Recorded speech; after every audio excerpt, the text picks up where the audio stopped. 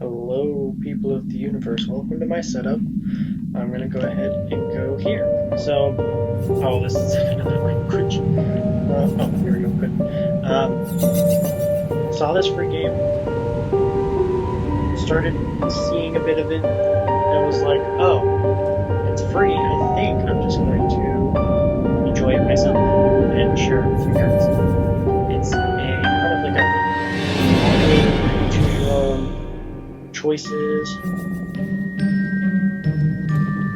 So I'm just gonna make sure let's go full screen and here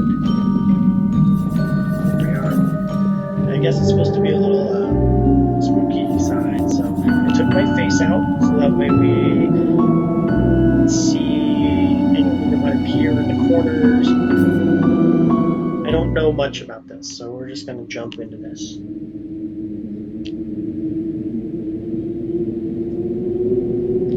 Hope you guys can hear everything alright. My first time doing this in a long time, so I'll make changes as we go along to try to improve the view. But this looks really nice, if it was just on my computer. The wind clawed at my window. Wandered the fields and howled like a hungry beast. An endless song came from all sorts of voices, shrill, gentle, sneering, whining. They were shouting, laughing, arguing about something. Someone was running through the snow while casting long shadows that would occasionally creep close to my bed. Our house has a mind of its own, the creaky old mind of a building that has seen a lot in its days. It was seemingly trying to share its wisdom with the inhabitants. The lonely house faced the forest. The dark green thicket gazed back with its hollow eyes, rustling, whizzing, swaying back and forth. One could come out and stand at the edge of the forest to reassure themselves there was nobody behind the crooked trees. Fuzzy silhouettes swaying in the wind couldn't possibly do any harm. It was just a play of light. Shadow. Just a play. I knew it was just my imagination. I was already 12 after all. So. Oh, there's a face. I almost didn't see that. Was that there the whole time? Hey, put away your book. How many times have I told you not to read at the table? It's bad for your health. Look at how slouched you are.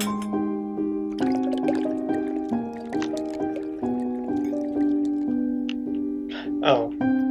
Alright. Is that the only choice? Okay. I guess I hide it. I didn't protest, but the fact about Conan the Barbarian aside. I was stuck on a line I couldn't understand after reading it 3 times anyway. Olya had already finished her breakfast and was munching on some cookies. She was so enthusiastic she almost looked like a typical girl from commercials. I'm trying to see if I can find the face in the background over here. You're not going anywhere until you finish all of it. I, on the other hand, was still trying to drill a hole in the plate with my eyes as if it would make the porridge disappear. Hazy anxiousness welled up inside, all because of the previous sleepless night. The black forest around our house and the gloomy wind. The longer I waited, the colder the lumpy white substance became. It looked like a jellyfish from Cousteau's Odyssey. I love that show. I wonder how horrifying the bottom of the ocean is. Don't we all? Or how cold the black forest is at night. I don't. The spoon fell out of my hand. Mom showered me with a cold glare from her green eyes. What did I just say? I'll get it. I had 10 seconds to catch my breath before battling the nasty porridge once again. I felt around for the spoon. What is this card on the other side of the table? Karina? Ah, my mom's name. I guess she carved that with something pointy when she was little. She sure was a rascal damaging the furniture like that. She would scold me for a week if I did something similar, though. Should I remind her about it? No, she's been in a bit of a bad mood lately. Imagine her being my age sitting under this table. I wonder, was Mom afraid of the dark back then? Or the sounds coming from the attic? Or the thick forest? I imagine my grandma coming to my little mom's room, sitting at the edge of her bed, where Olya sleeps nowadays, and saying this in her soft, smooth voice. Taiga is a special place, little girl. It's watching you closely, sniffing you out, trying to discern what kind of beast you are. You're a good sort who won't abandon you in times of trouble. But if you're a bad apple, it'll grab you by the side and drag you under the ground. And that will be it. Grandma was caring. She never fought with anybody, never yelled, never swore. A little bit on the creepy side though, but grandmas are grandmas. There were the times without the maddening screaming. Well, those were the times without the maddening screaming until late at night, without the smashed dishes and mutual accusations. Parents used to love each other back then. I remember listening in on one of the conversations by chance. They were talking about Grandma getting prepared for her funeral. She had already bought a casket. She called it her cute funeral box. It waited for some time in the closet, patient. It was black, upholstered with meat-colored material on the inside. That's gross. I saw it when my grandma was getting buried. The house didn't change since the time she was alive. Only all the photos were gone. Glass, coveted pictures with grave faces of my ancestors. They all had a dead, but watchful look in their eyes. I crawled out from under the table. Olya was done with her cookies, looking at my share with a sly woodland critter. I turned my gaze toward the frosted window. There were a lot of dark pines outside, but they didn't grab my attention. The pattern of frost formed a picture on the glass. Oh, the fox again. Olya, look, it's a fox. Where? It almost looked like those optical illusion thingies they put on the back of students' notebooks. A mixture of lines at first glance, but if you blur your vision a little bit, look at a certain angle. No, not outside, on the window. Look, here's the nose, and here's... Hey, eat up. Yes, just a moment. I don't see anything. Hurry up, there's not much left. There it is. It still doesn't look like one. I'm telling you, it does. Nuh-uh. It does. Stop it. These kids, I swear. Now I couldn't see the fox either. It disappeared.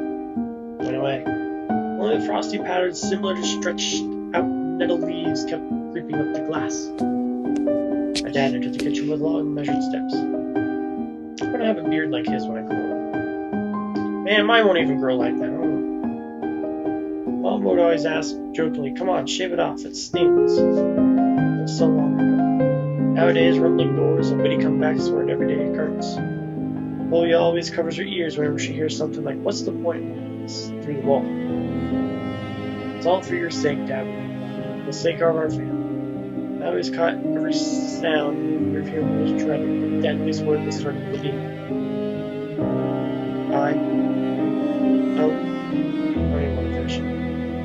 It's scary to imagine that me and my little sister could be torn apart and taken into two different families. Anyway, your fox is nothing. I have an owl on my window. You and your owl talk again. You said you believed me just yesterday. You once with my clunkies. I remember leaving them on the windowsill. Right. Maybe you did, maybe not. You're a grown man, father of two, and still... Just let me get ready for this. The keys are in the basket and the phone. Well, thank you very much. Anton, stop making a martyr of yourself and finish eating. And the owl. There was no owl. But there was one. That was a weird flash. It had giant glowing eyes. Olya sprung up from the chair and placed her hands on her little face, imitating a pair of eyes with her fingers the size of that each. Last year you had a babai in your present. Now this owl? But I saw it.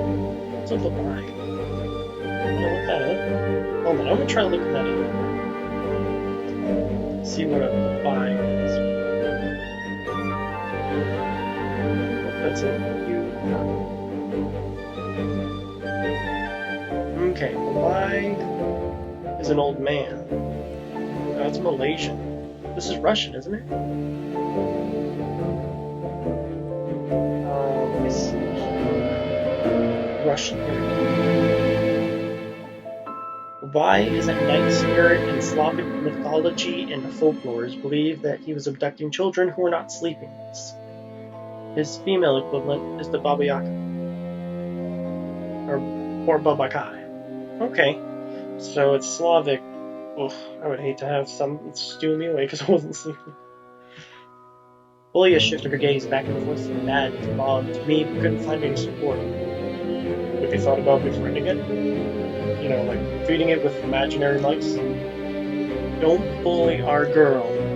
She's just afraid to sleep alone because she's still little. Olia pouted her lips in rebellion and rushed into the hallway. The staircase led to the second floor. Bob dashed straight in. I was looking at her eyes, it's so hard. I just snorted with wide left, ringing with the keys he just found. A minute had passed, and the theme song from Little Mermaid echoed through the house. It was stored in an incredibly worn-out cassette tape, which Dad had already glued together once. I had a cassette tape that I wore out when I was little. It was Toy Story, and I cried until he bought me a new one, and I watched the crap out of all that, like over and over and over again. I'm pretty sure it drove people insane. They're so easy to fix objects by gluing them back together, for example. But how do you fix a relationship? Mom moved to the living room and I was left alone, anxiously stealing glances out the window. Olia had trouble sleeping ever since we moved to this house. She would toss and turn or curl up in a ball under her blanket. Sometimes she would jump up in the middle of the night and turn over to sleep. Cartoons helped take her mind off all the troubles we had with the move from our parents. Oof. Then Olia said that she saw the giant flying monster outside her window. She became obsessed with it. Parents did everything in their power. They tried every little trick to get rid of these ridiculous fears. Olia refused to sleep alone. They believed that the owl was just one of her nightmares. After tonight, I'm unsure what to make of my sister's words, what to think of it myself. Can nightmares be infectious? Just last night, couldn't get a wink of sleep and ended up thinking what to expect in my new school. There were a couple of days left for the beginning of the new term. My imagination drew long, twisting hallways that led to classrooms for the kids. All the students behind their desks were simply dark figures, cut out of it. Circular holes gaped in the middle of their faces, and pairs of eyes glittered inside themselves. It was as if some completely different creature were looking at them behind their flat backs. Their cruel glares filled with icy sneers and shit. Will I survive it? Won't they gang up on me, beat me down, stomp me with their bloody shoes? Ask them to burn for me. He didn't even go to school, he was already like, fuck school. I just wish for anything to happen to him. It doesn't really matter what. I didn't want to go back there that badly. I didn't want to see people who are just itching to smack me on the head, trip me up, think of a new offensive name for me, worse than the previous one. I felt like the glasses of one big one I was some sort of monster. My gaze slid across the drawings hanging on the walls. I couldn't consider myself a great artist, but Olia begged me to hang them. Drawing was the only thing that made me happy as of late. The small circle of friends I had also dribbled opinions. They promised to call me from time to time. Sometimes I imagine Mom picking up the phone, saying in a cold voice, "You got the wrong number." Or, "Anton's not around." Anton's not around. Anton. I imagine my future classmates lying in their beds just like me, listening to the howls of invisible werewolves outside their windows. Maybe my new classmates will like me after. Who would ever like a boy with thick glasses? Have you seen Harry Potter? I mean, my dad used to wear glasses when he was little, and now he's married to the most beautiful woman on the planet, my mom. The house creaked, pressed by the wind.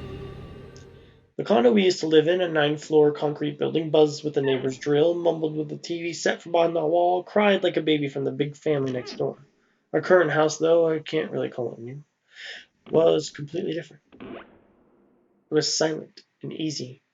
Going during the day, shadows lay dormant in the corners or in the closet, cobwebs under the stairs.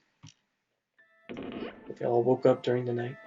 Something was watching me from every corner, almost as if the old photos of my diseased family with their ashen eyes were hanging on the walls in place of my drawings. The floor was squeaking, rusty drains were moaning, the attic was occupied by noisy drafts. One could think the house was performing some sort of demonic melody. And I realized, in fact, I was, in fact, hearing music. It was already playing for a good while. Somewhere at the edge of my perception, I could hear a flute. It was mixing with the sound of wind, the creaking of the house, and thoughts, too. I stood up and rushed to the window. I wanted to reassure myself this music was nothing more than a product of my imagination. It was like someone playing it there. This is the cold and snowy night, right?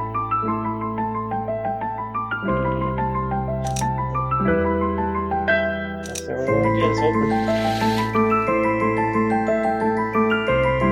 Someone was dancing in the field. Black silhouettes I could barely make out with the dark forest as their backdrop. They jumped around, basked in the moonlight, bumped miles of snow, rolled around and crawled on all fours. The stories about bullets were living in the moon. They stood upright at times, shooting around with their hands over the snow, just screaming the shadows for reason. Bizarre. Shadows dancing in the starless abyss made my imagination go wild, making me anxious to listen. Suddenly, the music stopped. The dancing shadows froze in place, and I could swear pierced me with their eyes. One of the silhouettes immediately parted from the bizarre shadow carnival and sprinted across the field with a few giant leaps. Oh, don't do that. I glided on squeaky snow without leaving any prints until it was devoured by the pitch-black shadow of my house, which became even darker and thicker. My heart was jumping like a bird inside a cage. I shut the curtains and a swift motion stepped back toward them. They saw me, freezing toward fear washed. I stood in the middle of a perfectly dark room and listened to some unwanted guests scraping around the entrance. Right, circles around the house. Now I guess she opened the door. I jumped into bed and put myself in the blanket as if it could protect me. The shadows of fear blocked my presence. I remembered the funeral, my grandma lying there, hands crossed on her chest, her facial features sharp like that of a tin doll. Hands running up and down the legs of the chairs that held my grandma's casket. Imagine those little creatures climbing up her head, pulling up her eyelids with their tiny legs. Then her wrinkly eyeballs would once again move as other songs and shrieks. Grandchildren. She's chanting the song she taught me throughout the whole procedure. And now, like this voice squeaks and howls. The island of Bouillon, beneath the blemished sun, and the sea of color blue, stands a cabin made of wood. There lay lard and ashen hair, from spawn from devil's lair, to feast and always leave alone God's faithful servant Evil asleep, his house must, ashes to ashes, dust to dust. All sounds had disappeared. Cautiously peeked out from under the blanket, saw curtains waving around like a hangman. And then the night doused with a new portion of boiling terror. The sound scratched in my eardrums. In reality, something or someone was scratching the front door, brutally clawing the door, demanding the door shut. I became very cautious with the noise, and was going to street. Everything was staring in the forest. Ashes to ashes, dust to dust. I've been listening. Expansion of the door with my eyes. So flexible. And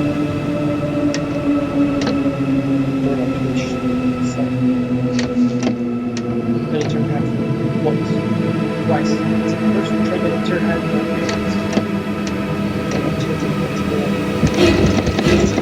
Fire. My jaw grabbed the mirror, my weapon clutched the blanket.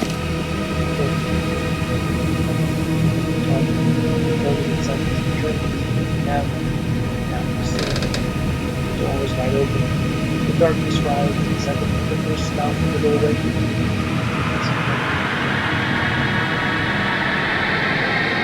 As if the night itself was calling out to me, flapping its black wings and speaking with rusty edges. She trembled and stared at the darkness that hung in the corners of my room, waiting for the one who would leave me for me.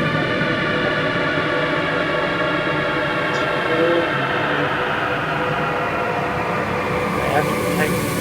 My chest runs up for defense, and I look close to the screen. How was it with the darkness last night? My sister's pale face protruded from the thick shadows. I was screaming from relief. Oh yeah, I'm not sleeping. Did something happen? Leah frowned and stuck out a low lip, a clear sign she was about to cry. It's there again, staring at me.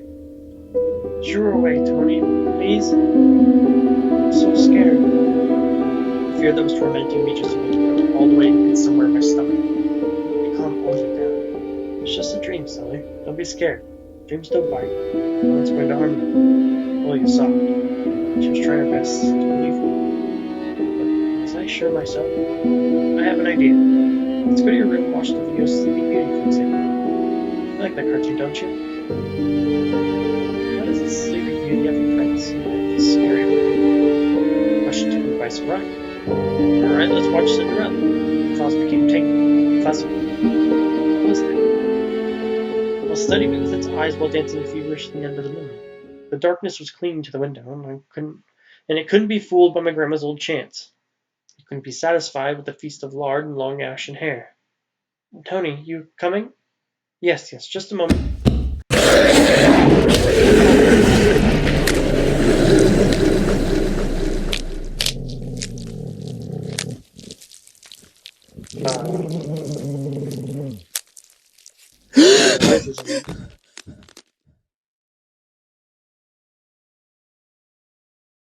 That's why I didn't want to laugh at Olga and her owl in the morning.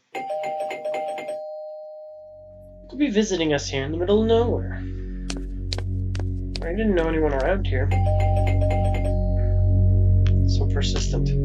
I felt extremely unsettled for just a silly thought that our morning's guests would have come from the woods. I could barely hear voices coming from the front door. My mind was urging me to hide. In the closet, at the table, behind the curtains where Olga always hides. Tony, come here. I felt like kettlebells were tied to my feet, but still dragged me toward the hall. A couple of policemen towered over me in the doorway. It smelled like frost and worry. Mom always winced and grumbled the moment she saw patrol cars, worse than bandits. At the moment, though, she looked somewhat confused. Hello. Senior officer wore a grim expression on it. The boy's gone missing yesterday. His name was Vova. Look at this, please. Have you seen him? The policeman held out a photograph to me.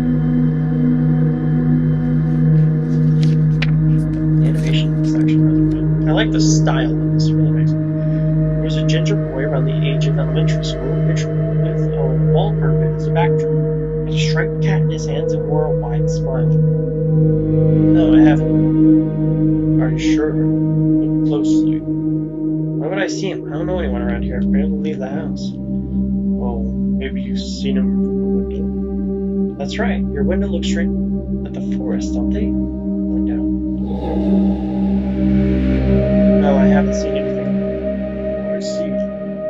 He sounded tired, but his eyes, his stare, long and heavy, was full of suspicion.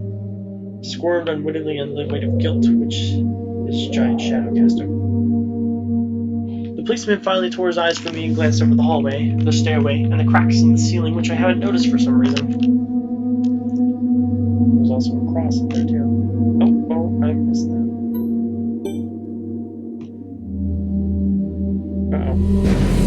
Uh-oh, didn't like that.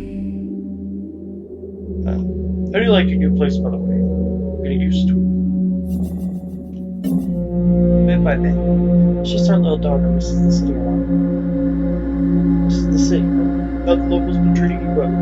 Yes, everything's alright, thank you. The policeman pierced me through one more time with his gray eyes. My head started spinning. Can I help you somehow? I asked that in a shaky voice to look like the polite boy ends a pleasant conversation soon. All that I think about it. You look just like one of my nephews like There's a witty boy around your age wears the same type of goggles. Always engrossed in reading those mystery novels. Told me he wants to enroll in police school when his family visited, so to help other people just like me, you see. I felt uncomfortable, as if a distant relative, not a police officer, stood before me. You know what? Little boys like you shouldn't stay at home. Or should stay at home. Steer away from trouble. The times have changed so much. Mom interjected in a cold voice. You don't say. Well then. What grade are you in, Tony boy? 6. Why do you call me Tony? The only person that calls him Tony that I understand is William. You made any friends here so far?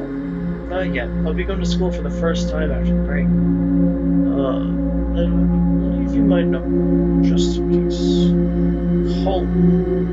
Nobody to live for. I don't trust him. The policemen were gone along with their shadows, the smell of cheap cologne, the phony of a smile. His face stood before my eyes. I wonder what it was like for him, being all alone, there. For some reason, I thought of the forest swaying in the wind. What did his poor parents feel? What would my parents do if I'd gone missing? They cry and thrash around hysterically. When they accuse each other, they always do forget about me eventually. Mom, this Vova, did he go missing in our forest? Seems like it. Poor child. I looked out the window at the road. The police UAZ drove off toward the village. I'm imagining this just their people, but when it's underlined, I really want to look it up. So UAZ, Russian. Yeah, it's just a Russian car. It's like an SUV or off-road vehicle. I guess they make buses and trucks as well. But it's been around for a while. Cool. That's what I figured. What's this one? Maybe that tells me the info. Ah, they tell me right here! Oh! Goodbye and UAZ. Okay, cool. So I don't have to look it up anymore. The info button. The officer's nephew came to mind when I was splitting off from old paint from the windows. I remembered all the teenage mystery novels from the Black Kitty series. I read this. Let's see how I use this. Black Kitty, a series of contemporary Russian original or translated to mystery books. Okay. The average boys and girls investigated all sorts of mysteries there. They looked for clues, spied on suspicious people. After a set of amazing adventures, bam! Solved any complicated case. They became local celebrities and must have made their parents very proud. I noticed a trail of policemen footprints in the forest. Then it clicked in my head. Why don't I start an investigation of my own? Maybe I'll find that lost boy. I'll get a report. Oya will be so happy. Only Oya, Mom and Dad too. Maybe they'll even forget about their goals for a while. Maybe they'll even save us from the E-word. I fantasized about buying Oya a Tamagotchi and getting a cassette player and a bunch of tapes for myself. All bought because of Kinder Surprise. It's the last time our parents bought us any toys. Last autumn, I think. My dad had lost his job at the time. It was that annoying song. The song is called Accounted, a song by an all-female Soviet pop band by the name Kombinasi. Oh, Combination. That was widely known in the early 90s. I had no idea what the accountant's job was like. They count money, I think. Neighbors used to envy us. Nowadays, Mom and Dad barely had enough money to afford sweets, and Dad will always divide a single chocolate bar between me and Oya. Sometimes I give her my share, too. No matter how much I want to eat sweets, she's still just a pipsqueak. Couldn't wait to go out looking for clues. I'm going outside. Yeah, right. You want the police to go around with your photograph next? The forest is so thick. What if the boy got snatched up by wild animals or something even worse? Even worse, echoed through the hallway. I won't go far. I'll stay away from the forest. Did you hear what I said, or should I repeat myself? Better go pack your school bag or play with Oya. The sound of splashing water came from the kitchen. It meant the argument was over and Mom had the last word.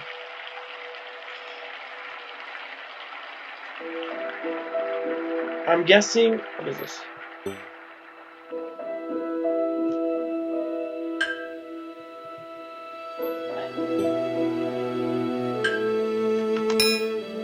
Across seems so many people come and go in this house.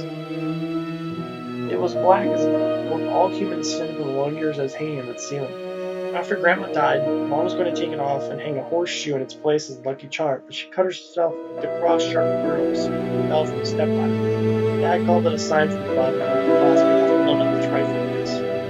Oh, so we get little points for things like this. A parents prohibited me from making long-distance calls. From time to time, I really want to hear my old friends. Sometimes I just pick up the phone, listen to the low hum of the zoomer and the distant crackle, imagine the wind howling nicely in the distance. Mom's pegged a family relic. My mom played with it when she was little and gifted it to me. Olia was the next in succession in line, right along to her. She stared at the dancing spindle as if it could show her something very good, but unfortunately, my little sister was a bit too old for those. Okay, so this would be a good place to like save, because I can come back later. I don't know if I'll come back later with like my go back and do another type of playthrough, but I can just come back. So I think that I'll do. I feel like going to the kitchen circle. Is this where it is? I feel like this is start to finish. So dark stuffy closet. Mom says it smells like mice. How would she know their smell? She hates when I stick my nose in there. She's afraid I'll cut myself with a fresh and sharpened axe. Olia can be very close to her. She thinks that we're alive as they are. I tried to overfight her fears once. I opened the door and turned on the dim lamp so she would see there's nothing but cobwebs, Dad's tools, and scratched walls. She still didn't believe me. I like to hide in the closet and listen to Olia count outside. 1, 2, 3, better hide from me. And then drag her feet on the creaking floorboard so she wouldn't need to look for me in the cramped monsters. The kitchen.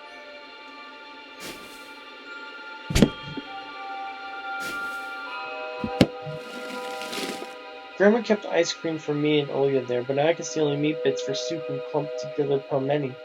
I grew to hate them already. Pelmeni, a Russian variety of dumplings made by boiling thin, unleavened dough filled with mincemeat.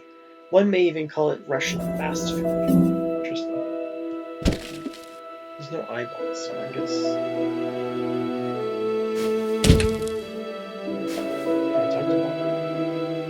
It's difficult to lie to Mom, but there's no other way for me to run away from home. Mom, something's wrong with the TV. The picture is dim and there are stripes all over the screen. Mom's face became visibly distorted. You're killing me. So you had enough of shooting those stupid ducks now? I told you the kinescope would dim my cons. I wouldn't find TV technician this one, Mom. Maybe it's just the settings. Please go see for yourself.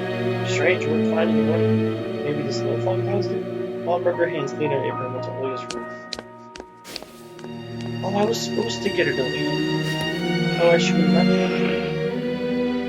Ermakam of Russia declared a state of emergency due to adverse weather conditions. According to weather forecasts, a cyclone is moving toward the region. Expect heavy snowfall, blizzards, and snowdrifts on the road. Keep your eyes open and take care of yourselves. To prevent the state from remember waking up running to the kitchen so we could tear off yesterday's meat first thing in the morning, as if the coming day would get lost in the taiga forest. One day closer to me, one day closer to Grandma's care. I haven't touched the calendar for years now. Since the time they started writing darkness, death, a chance for other movie instead of funny Bob or being superstitious to be back. Grabbed the distant calendar leaf from that wall, she tore it off effortlessly. Sadly, the significance of my childhood were still there. 7 horses carried the log, and the 7 can't carry bring the 8th from the ferry. They'll take it away and never come back. This is the fate of the log. Crumpled the gray leaf and threw it in the waste bin, getting rid of the anxiousness that washed over me. Spreading it inside of me like a ink stain on rotting paper. I took a peek at Mom's crossroads. She was very eager and sort of gave her advice. Me and Dad faked knowing the answer and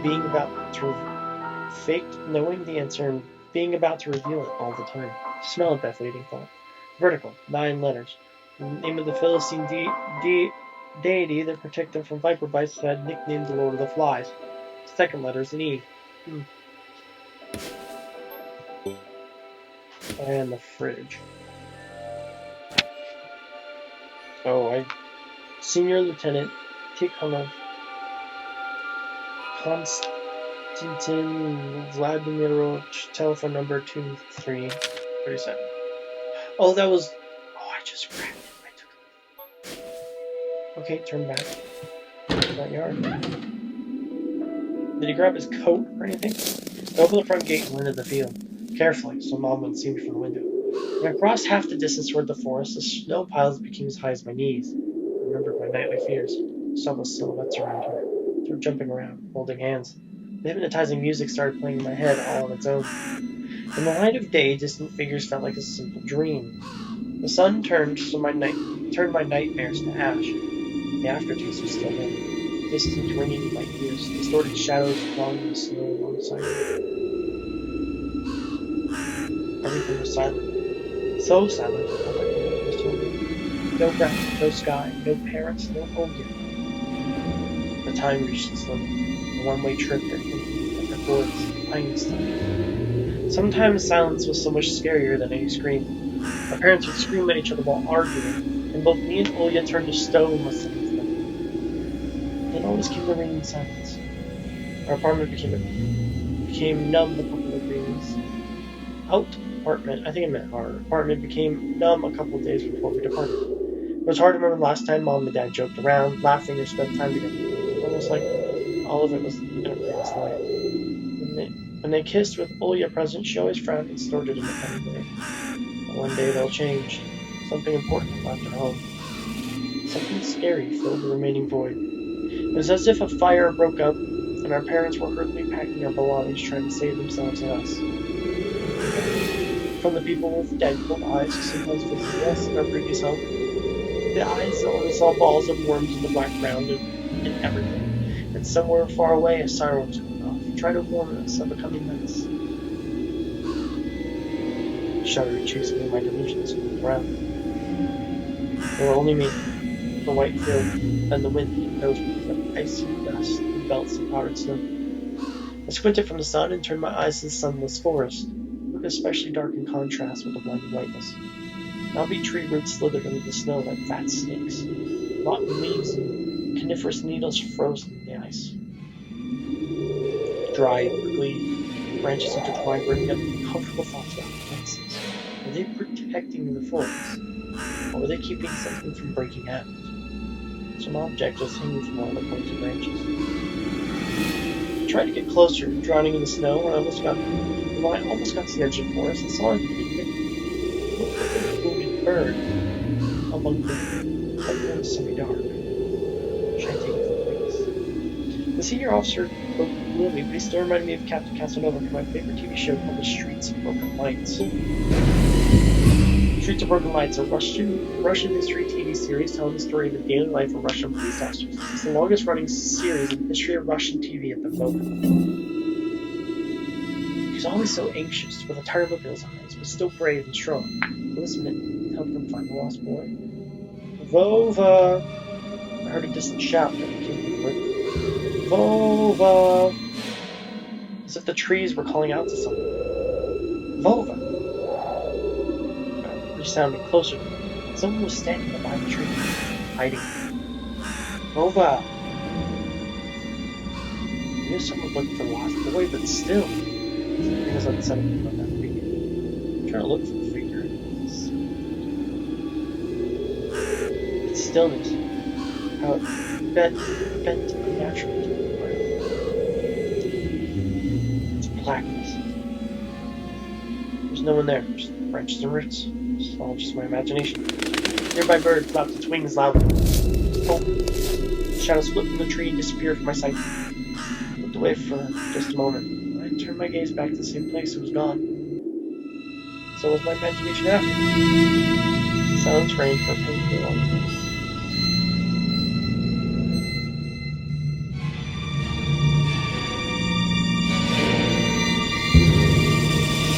My muscles were tightly sprung. My heart was beating somewhere in my throat. Any noise, any little movement, any small whisper of my voice.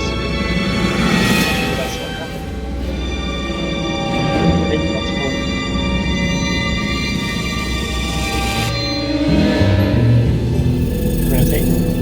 We're gonna take it. Yes, I am one of these. It's not that far. It's branch. Yes, I take a little bit. Branch.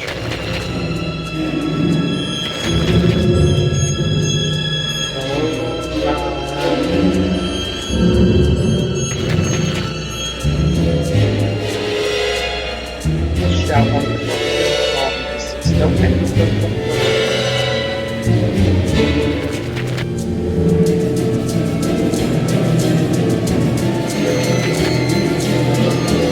Step with the messenger. Full part of the French practice for all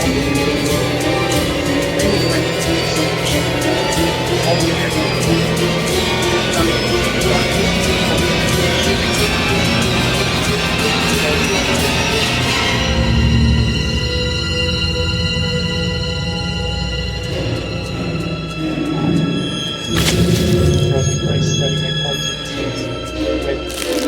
Sound of cracking branches made in the silence.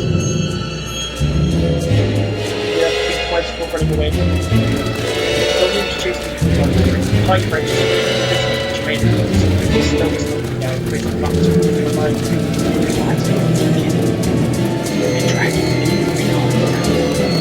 One more was probably the reason to get strength to burn me on. Stop. Sound technically from the where the sometimes driving back to the highway, walking down the bees, fortunately, the bright very bush, which was a part of the rain flood coming back, going up inside a knife and still vicious quicksand.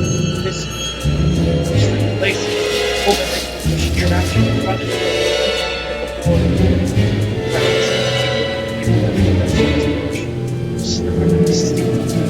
Screaming over, realizing this wasn't snow. Someone or something was with all my strength, rushed over. Pressure on my legs gone. Got the whole soul.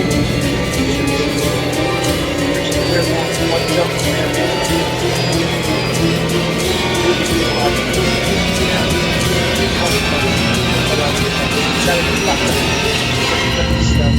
Triple the door, smashing the wall.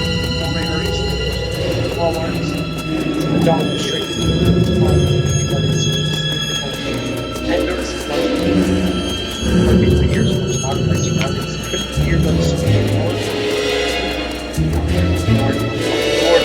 Trying to get beer from the door on.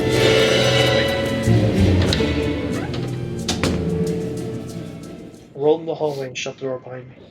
The porch planks creaked as my pursuers ascended the stairs. My fingers slipped off the lock, and I couldn't click in place. I gritted my teeth and pulled the iron knob, whipping it between the boards. I stared blankly at the door. Someone was standing on the other side of the pitiful, flimsy barrier that was probably less useful than the blankets.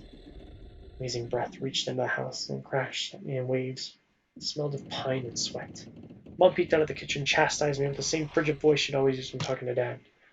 What exactly didn't you understand when I told you never to slam the door? I didn't mean to. I snuck a glance at the door. The smell was gone, the breath was too. There was someone in the first place, of course. Here, mere 5 meters away from my mom, my fear was slowly weakening, melting like snow in spring, with the last bit of strength I had left in my body. My legs gave way and I brought myself up against the wall so I wouldn't fall over. Mom's expression had changed immediately. The cold mask of strictness and detachment was gone. Mom looked the same as before all those quarrels. She finally saw my condition, my pants plastered with snow. Where have you been? What did I tell you, huh? I told you to stay home. Am I nothing to you, too? I realized she said the two almost at first then. That's awkward. I got afraid she would cry. I reached out to her with a little bit of come. Mom regained her composure fast for her unusual face. Her eyes shined like steel and her voice ringing out. Your dad can't find his cigarettes. Be honest, did you snatch them? Were you smoking in secret? There was something chasing me. I thought... I started as soon as I started explaining myself. Tears welled up in my eyes. Mom leaned toward me and sniffed my clothes like a beast searching for the smell of tobacco. Then she squinted her eyes in suspicion and looked in the front yard. Her expression changed an instant she saw it covered her mouth. And she covered her mouth with her hand. Look over there at the fence. My heart started thumping as if I became prey once again and my pursuers were following me in the field. I could swear that I've heard something scratch at the door just over my head. Mom beckoned me with her finger and I gathered all my remaining bravery in the kitchen window facing me. The barely discern his hairy silhouette swimming slowly. I see what you found in the glass. Dogs. Just a pack of strays with no name and owner, barely winding the hungry monsters to the forest. Oh boy, were you scared of these? I think you'd rather be scared of you, Anton. Chase like a bunny. And what if they're rabid? The smile slowly disappeared from his face. Eventually, the dogs and first to see. What if they attack the boy? Well, shoot that. Just shoot. Well, look, they're alive. What? Are they your friend or foe after all? Make up your mind. You're not a little kid anymore. I'm sighed in annoyance. I felt so bitter of them that I bit my lower lip and fixed my gaze in the cobweb-ridden corner. Well, some detective I am. And I think I'm gonna end it there. We're gonna save, end it. Let me know what you think. I like this story. It actually got me once. That thing coming from the shadows, nightmare. That got me. But thank you for watching. Be sure to like and subscribe if you want to see more videos like this, because I kind of enjoy doing just small readings like this. This is like nothing for my computer. My computer actually handled this. So again, thanks for watching. Be sure to like and subscribe, and I'll see you guys next time.